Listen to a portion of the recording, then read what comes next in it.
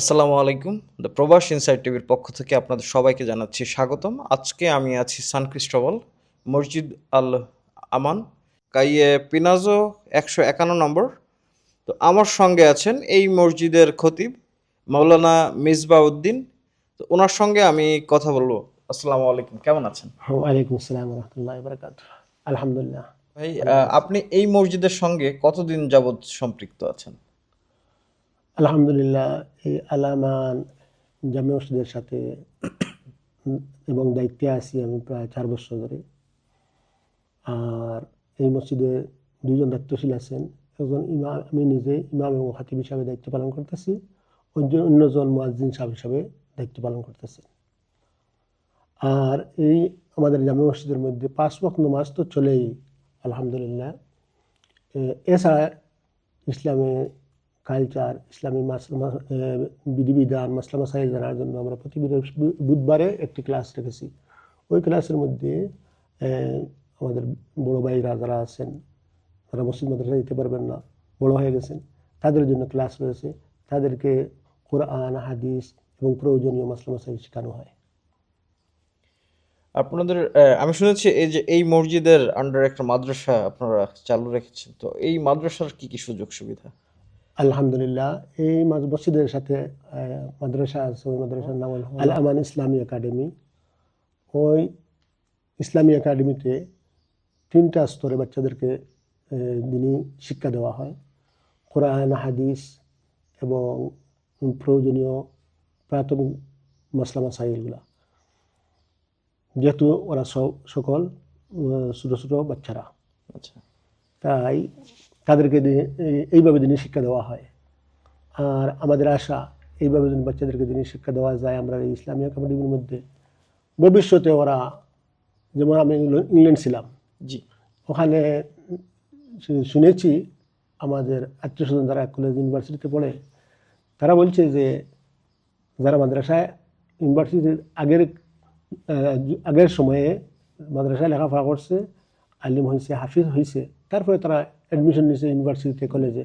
তো ওইখানে আবার অনেক সময় রুম দিয়ে দেওয়া হয় জুম্মার নামাজ আদায় করার জন্য। আচ্ছা। তো এই যে আমাদের মুসলিম বাঙালি ভাইয়েরা ছোটোবেলা দিনী শিক্ষা করেছে মাদ্রাসা থেকে, তাই এই জ্ঞানটা নিয়ে তারা ওখানে যাওয়ার কারণে আলাদা ওই কলেজ ইউনিভার্সিটিতে মসজিদ আছে না, মসজিদের এই মসজিদের ইমাম আলাদা নিতে হয় না, জুম্মার নামাজ পড়ার জন্য আলাদা ইমাম নিতে হয় না। স্টুডেন্টরাই জুম্মার নামাজ পড়ায়, 5 ওয়াক্তের নামাজ পড়ায়, অনেক কলেজ ইউনিভার্সিটিতে আছে। আমাদের আশা, আমাদের এই বাচ্চারা যদি এই সান ক্রিস্টোবালের মতো, সান ক্রিস্টোবালে যেভাবে লেখাপড়া করতেছে, বা আরও আছে আমাদের বৈতুল মোকাররম মসজিদের সাথে মাদ্রাসা আছে, ওরা যদি এইভাবে লেখাপড়া করে, তাহলে এক সময় আমরাও আশা করি এই স্পেনের মাটিতেই যে বিভিন্ন কলেজ ইউনিভার্সিটি আছে না, ওইগুলোর মধ্যে আলাদা ইমাম মসজিদ হবে। প্রথমে মসজিদ হিসাবে একটা রুম দিবে তারা, আশা তারা দাবি রাখবে, ইনশাল্লাহ তাদের দাবিটা গ্রহণ করবে, কারণ সকল ধর্ম এই দেশে চলে। এই জন্য আশা করা যায় যে তাদেরকে এইরকম একটা স্থান দেওয়া হবে। এই স্থান দিলে আলাদা ইমামের প্রয়োজন হবে না। আমরা আশা করি যে আমাদের এই যে ছোটো ছোটো স্টুডেন্টরা আছে, তারা বড় হবে, তারা এই মসজিদগুলোর মধ্যে জুম্মা নামাজ পড়াইতে পারবে, 5 ওয়াক্ত নামাজ পড়াইতে পারবে। আমরা আশাবাদী। আল্লাহ তাআলা আমাদের এই যে চেষ্টার মধ্যে আল্লাহ তাআলা কামিয়াবি নসিব করুক, এটাই আমাদের দোয়া। এবং আর আপনারা যারা আমাদেরকে দেখতেছেন, তাদের কাছেও আমাদের এই আবদার এবং দোয়া চাই যে আপনারা দোয়া করবেন, এভাবে যেন বাচ্চাদেরকে ইসলামী শিক্ষায় শিক্ষিত করে আমরা গড়ে তুলতে পারি। ধন্যবাদ মেজু ভাই। মেজু ভাই, একটা জিনিস আপনাকে কোশ্চেন না করলেই নয়, যে সামনে কোরবানি আসছে। আমাদের যেটা মুসলমানদের 2টা আর কি ঈদ হয়, একটা রমজানের ঈদ, একটা ঈদ উল ফিতর, ঈদ উল আজহা। আমি আসলে বাংলাদেশিদের একটু সহজভাবে বোঝানোর জন্য, সেটা হলো রমজানের ঈদ আর কোরবানির ঈদ, যেটা সবাই ভালো বোঝে। তো যেটা কোরবানি দেওয়া যেটা আর কি, এইটার আসলে ফজিলত কি, আর কোরবানি কার কার উপর মানে ফরজ, আর কোরবানিটা আসলে কি কতটুকুন তাৎপর্য, এটা যদি আপনি একটু দর্শকদের বলতেন। জাযাকাল্লাহু খাইরান, সুন্দর একটা প্রশ্ন করছেন, আলহামদুলিল্লাহ। কুরবানিটা আপনাদের যেভাবে প্রশ্ন আমার কাছে ওরা মনে রাখতেছে, এইভাবে সাহাবাই কেরামদের অন্তরের মধ্যে জাগছিল ওই যুগে, ইসলামের যে সময় শুরু হয় ওই সময়। তারা হাদিসের মধ্যে আসছে কালা রসুল্লাহ সাল্লাহ আলাইহি কালা আসহাবু রাসূলুল্লাহ সাল্লাল্লাহু আলাইহি মা হাযিল আযওয়াহি ইয়া রাসূলুল্লাহ। সাহাবাই কেরাম জিজ্ঞেস করলেন, ইয়া রাসূলুল্লাহ, কুরবানি কি? তখন নবী সাল্লাল্লাহু আলাইহি ওয়াসাল্লাম বললেন, সুন্নাতু আবিকুম ইব্রাহিম আলাইহিস সালাতু ওয়াস সালাম। এই কুরবানিটা হলো তোমাদের মূলত তোমাদের ধর্মীয় পিতা হযরত ইব্রাহিম আলাইহিস সালামের সুন্নাত। ক্বালু ফামা লানা ফিহা ইয়া রাসূলুল্লাহ। সাহাবায়ে কেরাম আবার জিজ্ঞেস করেন, ইয়া রাসূলুল্লাহ, যদি আমরা এই কুরবানি করি তাহলে আমরা কি ফজিলত পাবো, এর বিনিময়ে কি পাবো? তখন নবী সাল্লাল্লাহু আলাইহি ওয়াসাল্লাম বললেন যে এই যে কুরবানির জন্য তোমরা কুরবানি করবে, তখন ওই কুরবানির প্রাণীর শরীরের মধ্যে যতটা পশম আছে না, ওই পশমের বিনিময়ে এক একটি নেকি দেওয়া হবে। সুবহানাল্লাহ। তাই এই কুরবানি দেওয়ার মধ্যে অনেক ফজিলত রয়েছে এবং আমাদের যাদের সামর্থ্য আছে তারা সবাই কুরবানি দেওয়া খুবই জরুরি। আমাদের যাদের উপর ফরজই নয়, নফল, তারাও দেওয়ার দরকার। কারণ কি, এই যে এত বড় ফজিলত, যে পশমের বিনিময়ে এক একটি নেকি পাইতেছি আমরা। এই জন্য আমরা সবাই কুরবানি দেওয়ার চেষ্টা করব। এখন আমরা যাই যে শরীয়তের দৃষ্টিতে কার উপর কুরবানি ওয়াজিব।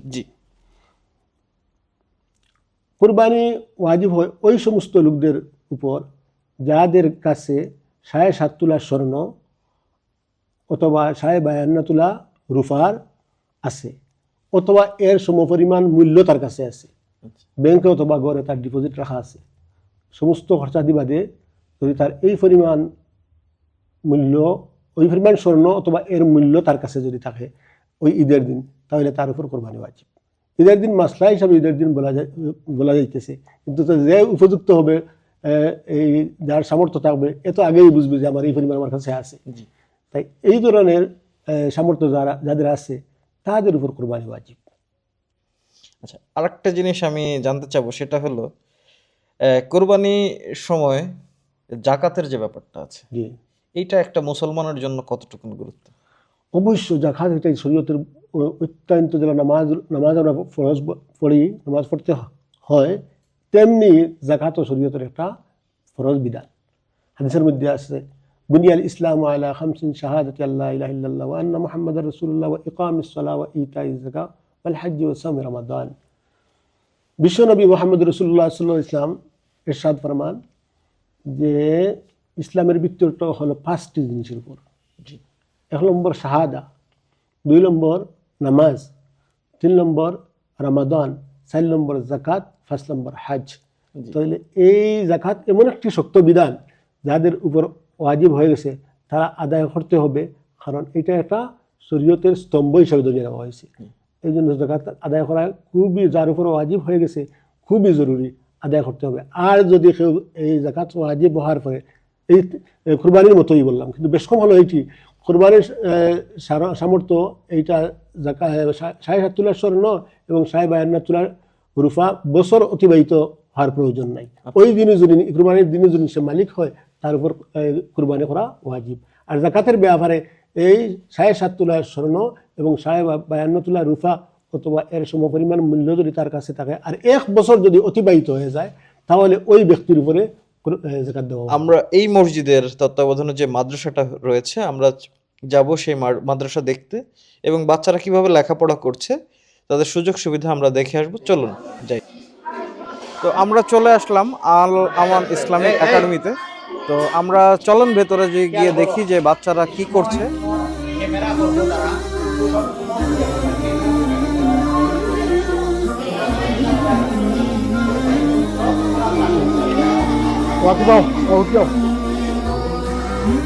আসো।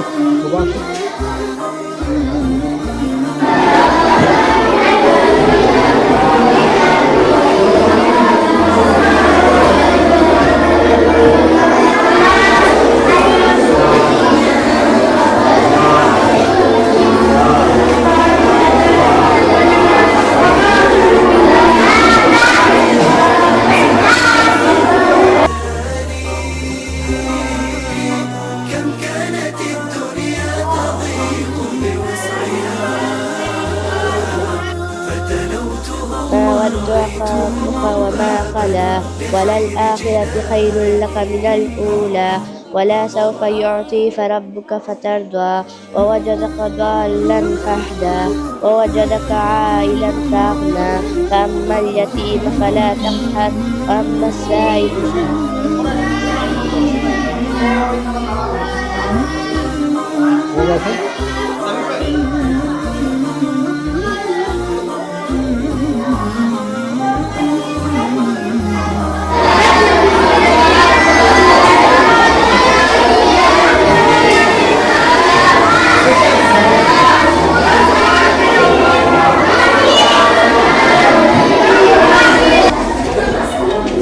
السلام عليكم ورحمة الله وبركاته.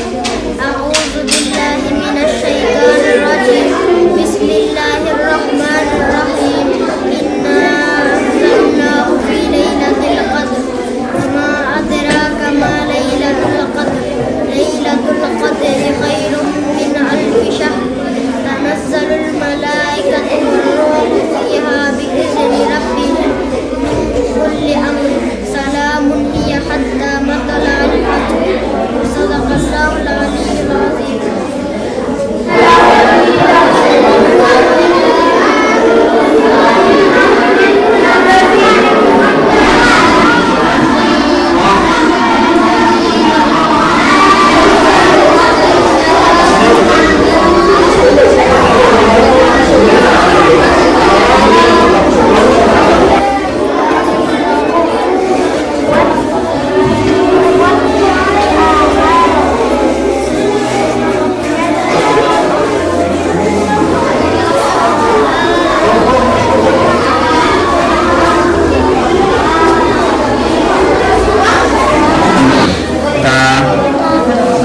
আঙ্গুতি ধরো।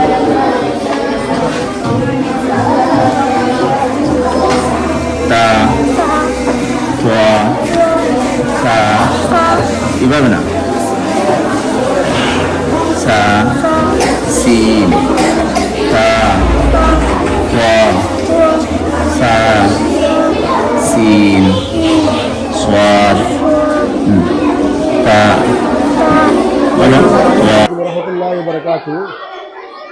মাদ্রিদে বসবাসরত আমার প্রান্তীয় মুসলিম ভাই ও বোনেরা, আপনারা জানেন যে এই সান খ্রিস্টোবালে আল আমান ইসলামিক একাডেমি প্রতিষ্ঠিত হয়েছে এবং এইখানে বাচ্চাদেরকে দিনী তালিম দেওয়া হয়, কোরআন হাদিস এবং প্রয়োজনীয় মাসাইল এইগুলা।